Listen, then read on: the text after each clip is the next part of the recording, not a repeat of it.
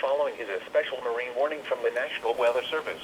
The National Weather Service in Chicago has issued a special marine warning for nearshore waters from Winthrop Harbor to Northerly Island, open waters from Winthrop Harbor to Michigan City out to mid-lake until 3:30 p.m.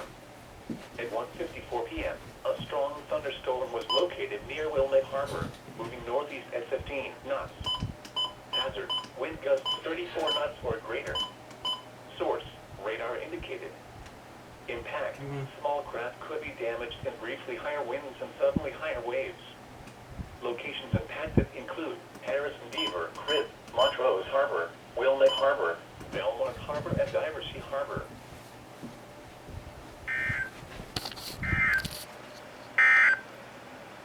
Here is the forecast for the Chicago metropolitan